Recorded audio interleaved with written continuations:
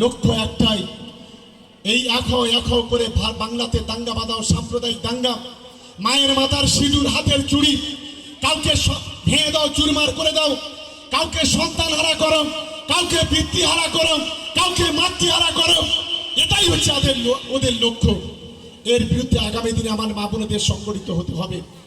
আজ আমাদের বাংলার মা, বাংলার মুখ্যমন্ত্রী মমতা বন্দ্যোপাধ্যায়কে অপমান করা, তার সম্পর্কে কুরুচিকর মন্তব্য করা মানে গোটা বাংলাকে আজকে অপমান করা। আমার এখানে মা বোনেরা আছে, আপনার পরিবারের যদি কোনো কারো যদি অসুখ হয়, গরিব মানুষ, মমতা বন্দ্যোপাধ্যায়ের 5 লক্ষ টাকার স্বাস্থ্যসাথী দিয়ে আপনারা চিকিৎসা করেন। আজকের 2,21,00,000 মহিলা আজকে লক্ষ্মীর ভান্ডার পায়। একজন স্বামী সারা মাস খেটে তার স্ত্রীর হাতে 1,000 টাকা তুলে দিতে পারে না, 1200 টাকা তুলে দিতে পারে না। একজন স্বামী সারা বছর খেটে তার স্ত্রীর হাতে 12,000 টাকা তুলে দিতে পারে না, তার 14,000 টাকা তুলে দিতে পারে না। আজ আমাদের মুখ্যমন্ত্রী মমতা বন্দ্যোপাধ্যায় একজন মানবিক মুখ্যমন্ত্রী, আজ তিনি মা বোনেদের হাতে আজকের বছরে 12,000 টাকা, কারো 14,000 টাকা তুলে দিচ্ছে। আমরা গর্বিত মমতা বন্দ্যোপাধ্যায়ের জন্য।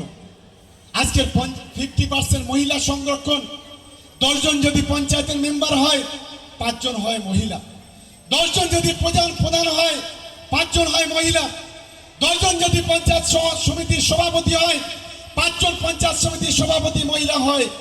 এটা মমতা বন্দ্যোপাধ্যায় করেছেন। আজ ভাঙড়ের মাটিতে গত 4 বছর 4.5 বছর ধরে এই নওশাদ সিদ্দিকীর মতো লোকেরা গোটা ভাঙড়ে 1 ফুট রাস্তা করতে পারেনি, গোটা ভাঙড়ে একটা টিউবওয়েল করতে পারেনি, গোটা ভাঙড়ে একটা অ্যাম্বুলেন্স দিতে পারেনি। শুধুমাত্র ভাঙড় জুড়ে কিভাবে হিন্দু মুসলমানের দাঙ্গা হবে, কিভাবে এখানে অশান্তি তৈরি হবে, কিভাবে খুন খারাপি হবে, এই চেষ্টা তারা করেছে।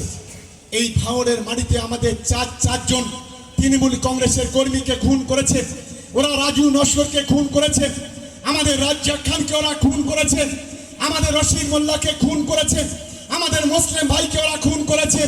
শুধু খুন করে ওরা ক্ষান্ত হয়নি, এই ভাঙড়ের মাটিতে আমাদের 25 থেকে 50 জন তৃণমূল কংগ্রেসের কর্মীকে কারোর হাত ভেঙেছে, কারোর পা ভেঙেছে, কারোর মাজা ভেঙেছে। এই ধরনের নোংরা কাজ করে গোটা ভাঙড়টাকে কলুষিত করছে।